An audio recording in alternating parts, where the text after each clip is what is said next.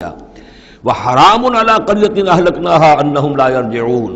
اور حرام ہو چکا ہے، مقرر ہو چکا ہے ہر بستی پر کہ جس کو ہم نے ہلاک کیا کہ اب وہ لوٹنے والے نہیں ہیں۔ اس کے دو معنی ہیں، ایک تو یہ کہ جن بستیوں پر اللہ تعالیٰ کی طرف سے عذاب کا گویا کہ فیصلہ ہو چکا ہوتا تھا،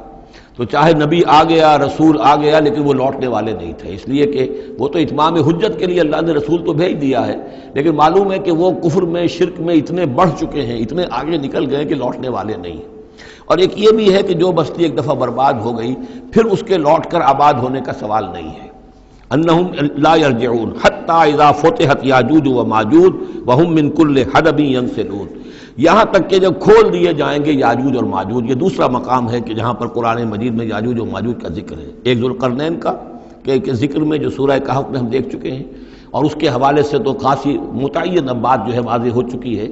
دربند نام سے وہ جگہ اب بھی موجود ہے، نقشے میں موجود ہے، وہاں آثار موجود ہیں اس دیوار کے، اگرچہ وہ دیوار بالفعل نہیں ہے، لیکن جیسے کسی جگہ پر کوئی شے بنی رہی ہو تو اس کے کچھ نہ کچھ آثار مل جاتے ہیں، جس کے کہ اب وہ پورے ڈائمنشنز بھی میں نے آپ کے حوالے کر دیے۔ لیکن یہ کہ ایک وقت وہ ہوگا جو قیامت کے قریب پھر یاجوج ماجوج کا کوئی سیلاب دنیا میں دوبارہ آنے والا ہے۔ ویسے یہ رہا ہے کہ جو یہ کولونیل پاورز آئی تھی یورپ کی، اور یہ سب کی سب تقریباً ویسٹرن یورپ کی تھی، یہ اسکینڈینیوین کنٹریز سے جو اترے ہوئے لوگ ہیں، نارڈک ریسز جن کو کہتے ہیں، ناردرنرز، نارڈکس، اور یہ ویسٹ جو ہے وائٹ اینگلو سیکسنز، یہ تقریباً انہی میں سے ہیں۔ زیادہ تر یہ لوگ آئے ہیں کہ جنہوں نے کولونائز کیا ہے افریقہ کو اور ایشیا کو۔ اس سیلاب کے بارے میں بھی یہ بات صحیح ہے کہ یہ بھی یاجوج و ماجوج ہی کا ایک سیلاب تھا، تو یوں سمجھیے کہ یہ مختلف مواقع پر یہ سیلاب جو ہے ان کے بند کھلے ہیں، اور انہوں نے دنیا کے اوپر جو ہے اپنے ظلم و ستم کا جو سلسلہ ہے وہ شروع کیا ہے۔ چنانچہ اس کے بارے میں علامہ اقبال کا وہ شعر بھی بہت صحیح ہے کہ کھل گئے یاجوج اور ماجوج کے لشکر تمام، چشم مسلم دیکھ لے تفسیر حرف ینسلون ومن کل حدب ینسلون، وہ ہر اونچائی کے اوپر سے پھسلتے ہوئے چلے آئیں گے۔ لیکن یہ جس طریقے سے کہ یہ آئے تھے، اب فرانسیسی آ گئے، ولندیزی آ گئے، برطانوی آ گئے، ملایا اور انڈونیشیا، اور یہ سب کے سب غلام ہو گئے، ہندوستان غلام ہو گیا، ہوتے ہوتے یہ ہے کہ پورا ایشیا، پورا افریقہ انہوں نے غلام بنا لیا۔ اس وقت یہ کہ ایک دفعہ وہ ان کا جو سیلاب ہے وہ پیچھے چلا گیا ہے، فوجیں چلی گئی ہیں، اب جو ہے بڑے انویزیبل طریقے پر وہ حکومت کر رہے ہیں، حکومت انہی کی ہے ابھی، لیکن یہ کہ وہ بظاہر پپٹس سب ہمارے کچھ لوگ ہیں، کوئی مسلمان نام کا بینکر ہی لا کر بٹھا دیا گیا CBR میں، لیکن ہے تو وہ سٹی بینک کا آدمی ہے، وہ آ کے بیٹھا ہوا ہے، 18 لاکھ اس کی تنخواہ ہے بہانہ۔ یہ سب کے سب ان کے کارندے جو ہیں وہ یہاں پر آ کر بٹھا دیے گئے ہیں، وہ سارا نظام جو ہے اس وقت یا ملٹی نیشنلز کا یا IMF کا، ورلڈ بینک کا، تو یہ اس وقت صورت ہے۔ لیکن بالفعل وہ جو فوجیں تھیں، برطانوی فوجیں تھیں اور فرانسیسی فوجیں تھیں اور اطالوی فوجیں تھیں اور فلاں فوجیں، وہ نکل چکی ہیں، جا چکی ہیں۔ البتہ ایک مرتبہ پھر یہ سیلاب آنا ہے، اور احادیث نبویہ میں جو معلوم ہوتا ہے کتاب الملاحم وغیرہ میں کہ پہلی جو آرمگڈون ہونی ہے، بہت بڑی جنگ، الملحمۃ العظمیٰ، اس میں تو یہودی اور عیسائی قوتیں سب یک طرف ہوں گی اور ادھر سے مسلمان ہوں گے، لیکن یہ کہ یہ مڈل ایسٹ میں یہ جنگ لڑی جائے گی، یہی فلسطین، یہی شام کا میدان، یہی اس کا میدان جنگ بنے گا، اور بہت بڑی تباہی یہاں آئے گی۔ اسی موقع پر حضرت مسیح کا نزول ہے، اسی موقع پر عرب میں ایک لیڈر اللہ تعالیٰ پیدا فرمائے گا، اور وہ ہوں گے حضرت مہدی، حضرت فاطمہ کی نسل میں سے، حضرت حسن کی اولاد میں سے،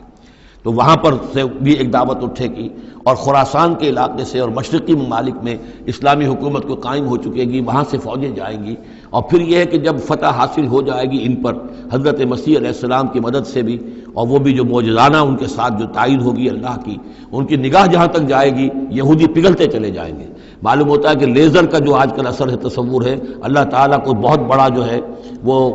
لیزر جو ہے سب سے زیادہ مؤثر لیزر ان کی آنکھوں میں وہ کیفیت پیدا کر دے گا کہ پگھلتے چلے جائیں گے۔ اور پھر یہ کہ اس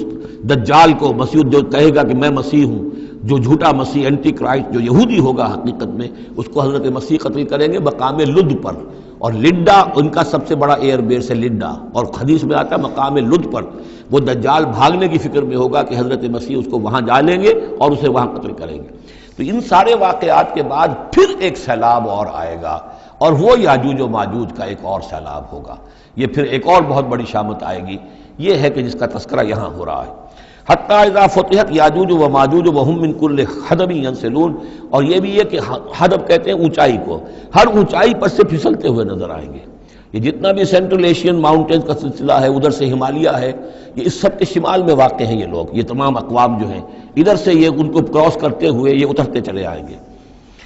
واقترب الوعد الحق، اور وہ وعدہ جو ہے حق کا وہ قریب آ لگے گا۔ فَإِذَا هِيَ شَاخِصَةُ الْأَبْصَارُ الَّذِينَ كَفَرُوا، تو کافروں کی نگاہیں اس وقت پتھرا جائیں گی، اٹک کر رہ جائیں گی۔ خوف کی وجہ سے پھر ایسا ہوتا ہے کہ انسان کی نگاہ پتھرا جائے، ادھر سے ادھر نہ ہو۔ یا ویلنا قد کنا فی غفلۃ من ھذا، وہ کہیں گے ہائے ہماری شامت، ہم تو اس کی طرف سے غفلت ہی میں رہے، بل کنا ظالمین، بلکہ ہم انکار بھی کرتے رہے،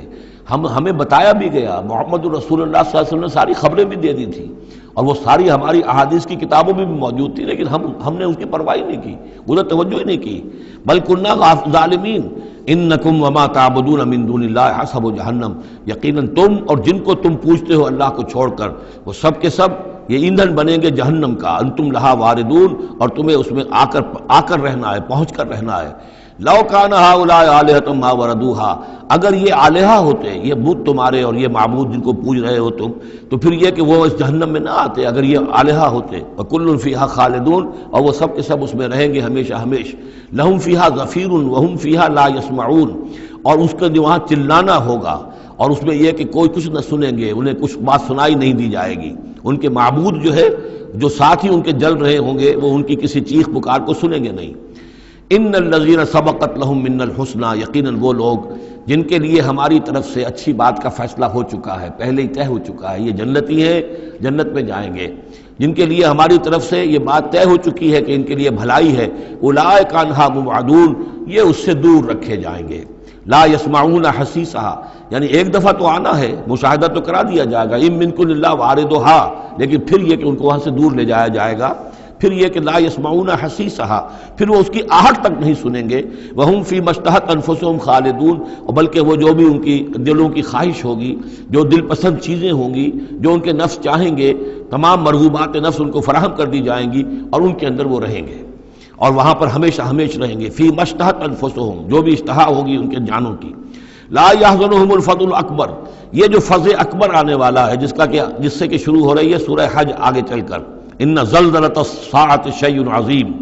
یہ فزع اکبر جو ہے ان کو نقصان نہیں پہنچائے گی، انہیں حزن نہیں پہنچائے گی۔ وتتلقاہم الملائکۃ ھذا یومکم، اور ان سے فرشتے ملاقات کریں گے آ کر، ھذا یومکم الذی کنتم توعدون، یہ ہے وہ دن آپ کا جس کا آپ سے وعدہ کیا گیا تھا، آج آپ کو خلعتیں ملیں گی، انعامات سے نوازا جائے گا، آپ کی قدر افزائی ہوگی، آپ کی مہمان نوازی ہوگی۔